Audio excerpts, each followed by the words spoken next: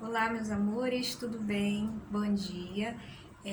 Nós vamos dar continuidade à aula sobre acentuação gráfica, lembrando, né, que estamos lá na página 63 do livro, né, do livro de revisão, no módulo 1. E aí eu também havia mesclado, né, o livro com o autor Celso Cunha, o gramático, né? E aí a gente vai pegar um ganchinho nele também, né? No que ele diz a respeito não só da acentuação gráfica, mas da área da parte da fonética e da fonologia, porque creio eu ser bem importante a gente resgatar para que a gente consiga entender alguns pontos, tá bom? Então ele começa, né, a falar sobre os fonemas e as letras, né? O que a gente sabe, na verdade, né, o que a gente já está careca de saber, né, é que os fonemas, né, são as representações sonoras, né, dos sons da língua que nós temos, né, essas unidades mínimas significativas, significativas porque, né, na sequência, né, quando elas se tornam significativas pela forma, né, pela sequência, né, dessas que formam, né, uma palavra, né, são consideradas também formas presas, né, são os fonemas. E as letras é a parte gráfica, né, a grafia. A gente pode ter uma letra representada ali, né, a grafia de uma letra, por exemplo, o X, né, o X a gente sabe, o X, né, a letra X, a gente sabe que nós temos vários sons, né, várias palavras que têm sons diferentes, né, várias palavras que são grafadas com X, mas que têm sons diferentes. A gente tem táxi, a gente tem exame, né? A gente tem extinto, né? Então, o X ele é representado por vários fonemas. Então, a gente tem uma mesma letra, né? Com vários fonemas, né? Vários fonemas aí, ok? Então a gente está careca de saber, né, que a letra é a representação gráfica desses sons da língua. E aí o Celso Cunha, lá na gramática dele, ele vai apresentar, ele vai dar um exemplo de 6 palavras, né? 6 palavras bem pequenas com a mesma terminação, tá? E aí ele fala assim, ó, dia, via, mia. Depois ele fala tia, fia e pia. Se eu for perguntar para vocês, né, a professora tem a mesma terminação em ia, né? Mas essas palavras são diferentes na significação também, né? Cada uma tem um sentido diferente. Olha, foi só eu trocar, né, o fonema inicial, né? E aí a gente chama isso de comutação, o método da comutação, que é o método da troca. E aí, pelo contraste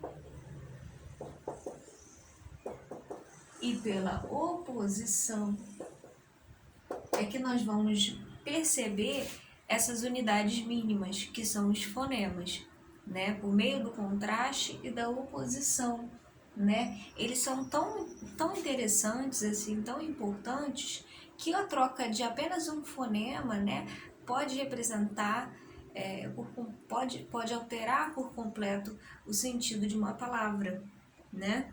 No fonema inicial, por exemplo, né?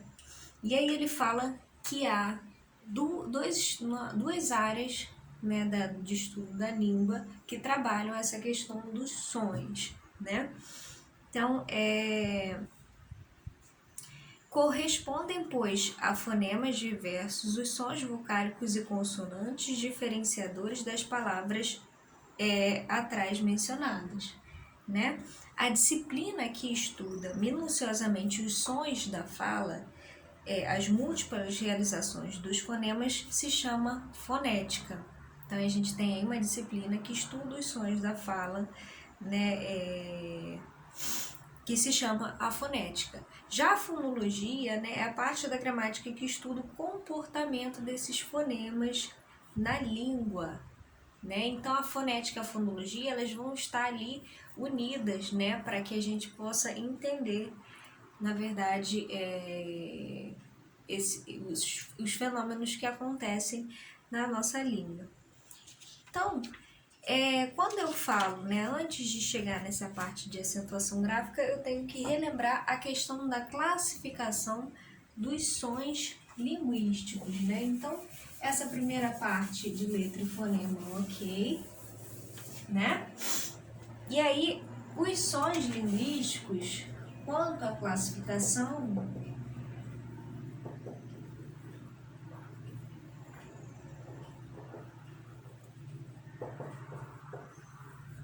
nós sabemos que eles se classificam em vogais e consoantes, né? Vogais e consoantes, certo? Semivogais,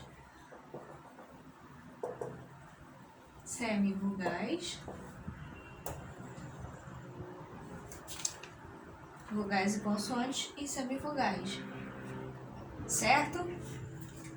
Do ponto de vista articulatório, as vogais podem ser consideradas sons formados pela vibração das cordas, do ponto de vista articulatório, né? Pela vibração das cordas vocais, modificadas segundo a forma das cavidades supraláríngeas, que devem estar sempre abertas ou entreabertas à passagem do ar, né? Na pronúncia das consoantes, ao contrário, há sempre na cavidade bucal um obstáculo à passagem da corrente expiratória. Então, a passagem livre do ar, né, são os sons vocálicos, e a passagem com um impedimento, né, um obstáculo, que ele chama de obstáculo, né, o Celso Cunha, vai representar aí as consoantes. Quanto à função silábica, outro critério de distinção, cabe salientar que na nossa língua as vogais são sempre centro de sílaba, né? Ao passo que as consoantes são fonemas marginais, só aparecem nas sílabas junto a uma vogal. Então, na separação silábica, a vogal é mais importante, né? Ela é mais significativa, né? Ela pode inclusive estar sozinha na separação silábica. Já a consoante não, a consoante ela precisa estar acompanhada de uma vogal, né? Você não tem uma consoante sozinha na separação silábica. Já a vogal nós temos, né?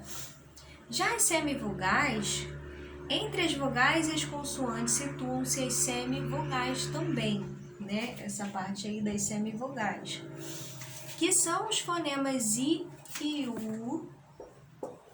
Fonemas, gente, eu não tô falando de letra, tá? Eu tô falando de fonemas, são os fonemas I, tanto que na transcrição fonética, né?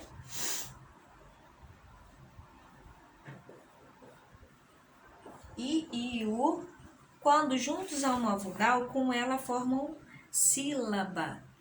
Então, a semivogal, ela vai estar junto de uma vogal, ela vai estar acompanhada de uma vogal, formando uma sílaba. Elas são fracas, né? As semivogais são fracas, elas precisam estar unidas a uma vogal para que a gente consiga ter uma sílaba, né? Foneticamente, as vogais assilábicas, né, transcreve-se em J ou W, né? J e W. Ou ainda a gente pode ter a representação em Y, né? Um Yzinho, a transcrição fonética dessas palavras. Nós vamos entender isso mais na prática, tá bom? Olha o exemplo aí. Em riso, ele fala, né? Das semivogais.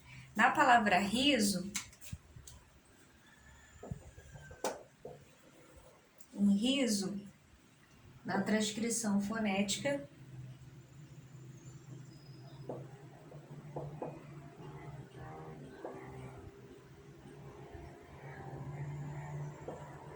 riso, né? A transcrição fonética é assim, riso e viu, do verbo ver, né? Em riso, transcrição fonética, e viu.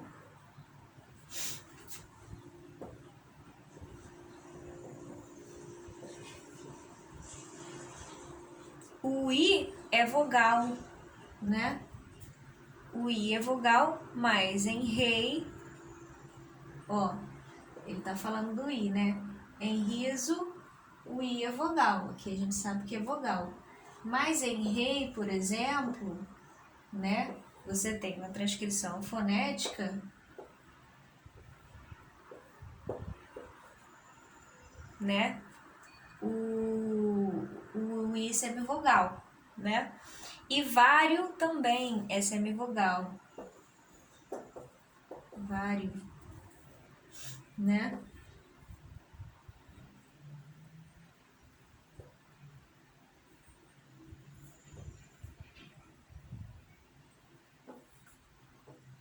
Vário também é semivogal. Também é vogal o U em muro. Aí ele dá um exemplo aí do muro, em rua, mas é semivogal em meu, por exemplo, né? Meu, a gente faz a transcrição fonética com o U semivogal. Tá vendo? Porque na transcrição fonética, né? Essas semivogais, elas não vão estar representadas pelo I vogal, nem pelo U vogal. Né? Elas vão estar representadas pelo J ou pelo W. Né? Na transcrição fonética dá pra gente ver isso mais claramente. Né? Quanto à classificação das vogais, né? A gente pode pensar, né, nessa questão da classificação das vogais. A gente tem as vogais orais, as vogais nasais, né? E aí a gente vai logo para a questão dos ditongos, né? Então aí a gente tem os encontros vocálicos, lembra? Encontros vocálicos são encontros de vogais, né? Lembrando que eu falei dos encontros vocálicos na online, né? Que eu falei que como nós temos, né, os encontros entre vogal e semivogal, né? Tanto nos tritongos quanto nos ditongos, basicamente o que nós temos de encontro vocálico na real são os hiatos, né? Porque aí sim nós temos o encontro de duas vogais. Aí nós temos os ditongos, né? Os ditongos, os tritongos e os hiatos, né? Ditongo, tritongo e hiato. Nos ditongos, eu tô pegando um ganchinho aqui do Celso Cunha, é um encontro de uma vogal, né? Encontro de uma vogal mais uma semivogal ou uma semivogal mais uma vogal, né? Podem ser decrescentes ou crescentes, né? Por exemplo aí, pai, né?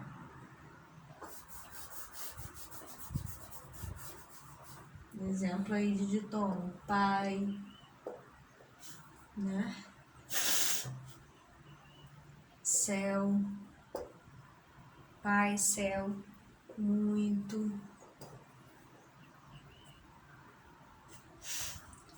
Quando a semivogal antecede a vogal, o ditongo diz ser crescente, né?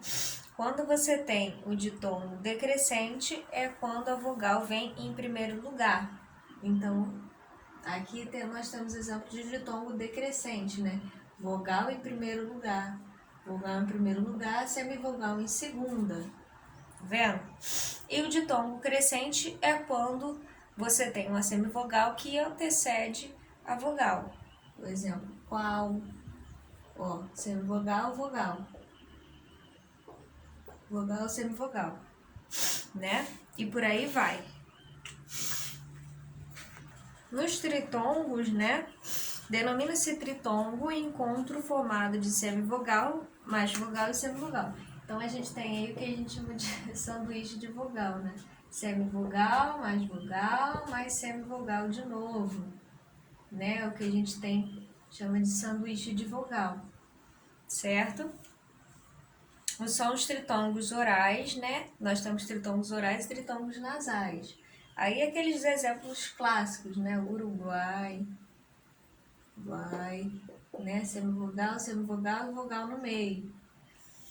Uruguai, enxaguei, Portugal, né? Portugal não, enxaguei, distinguiu. Tritônigos nasais, né? Saguão, enxaguam, né? E por aí vai. Já os hiatos, né? Aí sim nós vamos ter um encontro de uma vogal, de vogais, né? É o que deveria ser chamado de encontro vocálico, né? São apenas os hiatos, né? Porque aí sim você tem um encontro de duas vogais. Elas são tão fortes, tão significativas, que na separação silábica elas ficam separadas, né? E são acentuadas graficamente, né? Então a gente tem aí o Itaboraí, por exemplo, né? Itaboraí, né? Nas duas vogais. Quando a gente separa as duas, né? Saúde. Estão vendo? Saúde. Ok. Então, nessa, né? Tanto é que quando a gente vai para a transcrição fonética, a gente vê claramente que são representados por vogais mesmo, né? E não por semivogais. Professora, mas por que você está falando isso tudo? Porque quando a gente vai entrar nas regras de acentuação, a gente precisa estar familiarizados com esse estudo e também com a questão, né, daquela classificação, não apenas dos sons, né, mas lembrar das palavras, dos grupos de palavras que são, na verdade, colocados, né, são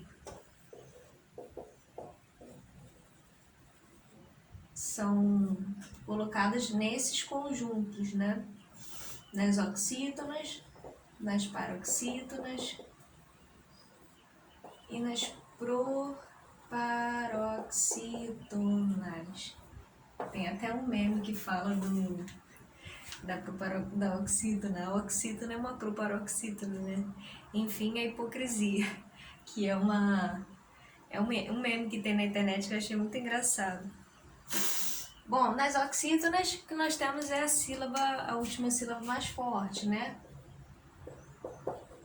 A última mais forte. Não é isso? A penúltima mais forte. Mais forte. E as proparoxítonas, a antepenúltima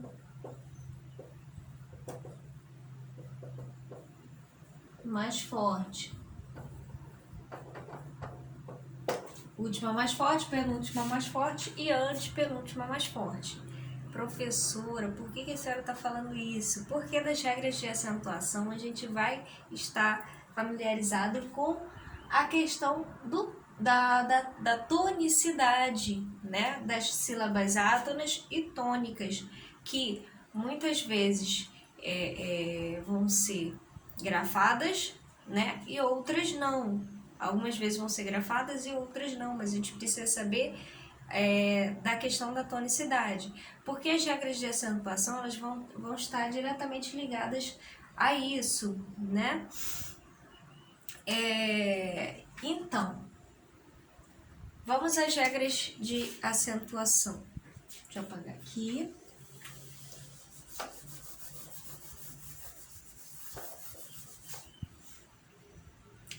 Quanto à acentuação gráfica, a primeira regra, e aí a gente chama de regra mãe, né? É que todas as proparoxítonas são acentuadas. é que todas as proparoxítonas são acentuadas. Então, a primeira regra mãe é que todas as proparoxítonas são acentuadas. Ó, dá para ver aqui a gráfica, proparoxítona, né? Todas as palavras que têm a antepenúltima sílaba mais forte, elas são acentuadas. A gente vai ver as 3 primeiras regras agora, porque a gente tem outras, né? Então, dá pra gente eliminar uma série de palavras da língua só aí, né? Então, né, com essa regra, todas as proparoxítonas são acentuadas. A segunda regra é sobre as oxítonas. Oxítonas terminadas em A, E, O e em são acentuadas. Olha só como é que a gente vai por eliminação. Oxítonas terminadas em A, E ou em são acentuadas. As que não terminam em A, E ou em não serão. Olha só, caju não termina em A, E ou em. Então, elas não serão acentuadas, né? Caqui também não, ó, não termina em A, E ou em. Agora, também termina, então é acentuado. Armazém termina, então é acentuado. Giló termina, então é acentuado. Cajá termina, então é acentuado. Café, pé, né? Fé. Todas essas as oxítonas que terminam em A ou em são acentuadas. Então, para a gente gravar no coração, né, essas regras. E a terceira e última desse dia, porque nós temos mais regras, né? Para a gente gravar, a terceira e última desse dia de hoje é em relação às paroxítonas. Já eliminei uma série de palavras aqui, né? Das paroxítonas.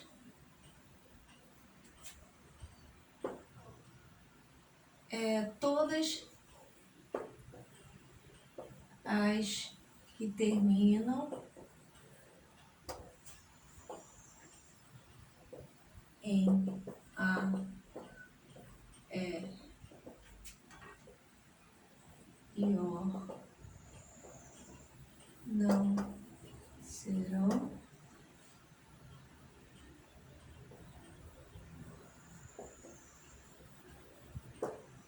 se nas oxítonas as que terminam em A e O são acentuadas, nas paroxítonas elas não serão acentuadas.